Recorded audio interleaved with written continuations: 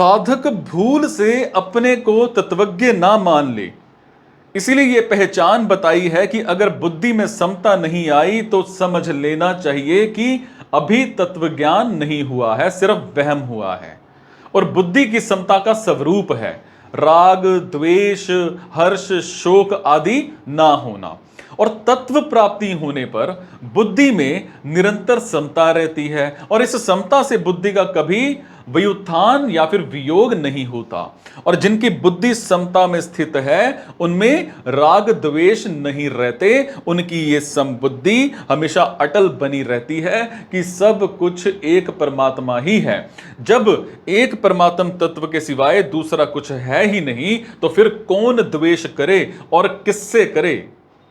जब एक ही सत्ता अटल अनुभव में आ जाती है तब कोई कामना नहीं रहती और अशांति भी नहीं रहती। भगवान कहते हैं कि जो प्रिय को प्राप्त होकर हर्षित ना हो और अप्रिय प्राप्त होकर उद्विग्न ना हो, वो स्थिर बुद्धि वाला, मूढ़ता रहित ज्ञानी और ब्रह्म को जानने वाला मनुष्य ब्रह्म में स्थित है। शरीर, इंद्रियां, मन, बुद्धि, सिद्धांत, संप्रदाय, शास्त्र आदि के अनुकूल प्राणी, पदार्थ, घटना, परिस्थिति आदि की प्राप्ति होना ही प्रिय को प्राप्त होना है। शरीर, इंद्रियां, मन, बुद्धि, सिद्धांत, संप्रदाय, शास्त्र आदि के प्रतिकूल प्राणी, पदार्थ, घटना, परिस्थिति आदि की प्राप्ति होना ही अप्रिय को प्राप्त होना है। प्रिय और अप्रिय को प्राप्त होने पर भी साधक के अंतःकरण में हर्ष और शोक नहीं होने चाहिए। यहां प्रिय और अप्रिय की प्राप्ति का यह अर्थ नहीं है कि साधक के हृदय में अनुकूल या प्रतिकूल प्राणी पदार्थों के प्रति राग या द्वेष है। हालांकि यहां उन प्राणी पदार्थों की प्राप्ति के ज्ञान को ही प्रिय और अप्रिय ही प्राप्ति कहा गया है।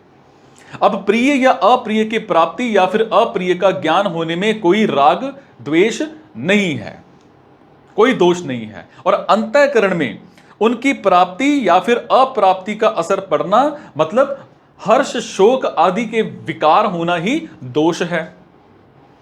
प्रियता और अप्रियता का ज्ञान तो अंतःकरण में होता है पर हर्षित और उद्विग्न करता होता है।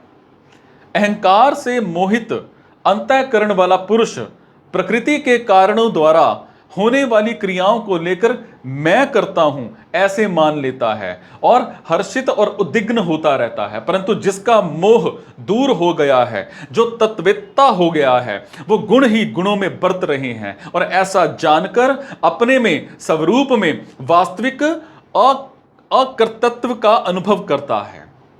स्वरूप का हर्षित और उद्विग्न होना संभव ही नहीं है।